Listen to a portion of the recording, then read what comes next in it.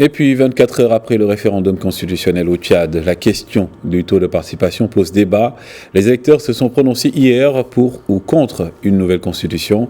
Une partie importante de l'opposition et de la société civile a appelé à le boycotter puisqu'elle le considère comme un plébiscite destiné à préparer l'élection de l'actuel président de transition, le général Mohamed Idriss Déby Itno Kébir Abdoulaye, économiste et spécialiste des politiques publiques, est revenu sur les enjeux de ce référendum et leur impact sur le pays.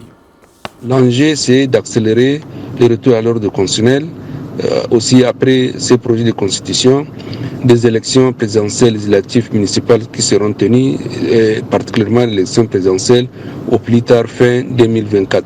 Et l'impact aussi pour le Tchad et pour la sous-région, c'est aussi d'assurer la stabilité, la paix, la sécurité au Tchad, et cela va avoir un impact au niveau de la sous-région, puisque dans certains pays de la sous-région comme la Libye où l'impasse politique a conduit aujourd'hui à des difficultés pour la mise en place d'un gouvernement démocratique, et aussi le cas aussi au Soudan depuis la chute du président Omar el-Béchir.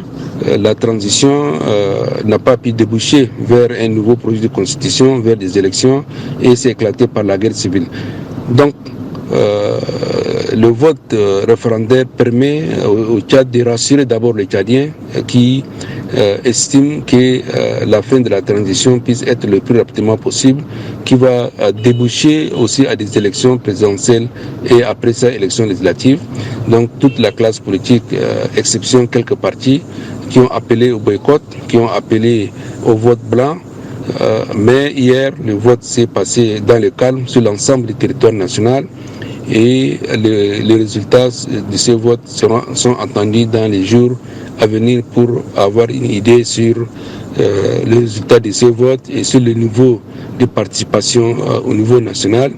Et éventuellement, après, si le vote de oui remporte, le projet de constitution sera promulgué par le chef de l'État.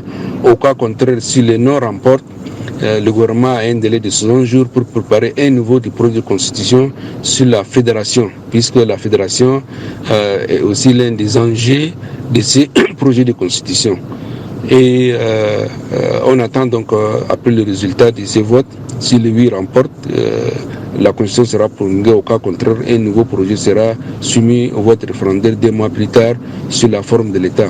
Pour le moment, la forme de l'État, avec ce nouveau projet de constitution, c'est l'État unitaire fortement décentralisé.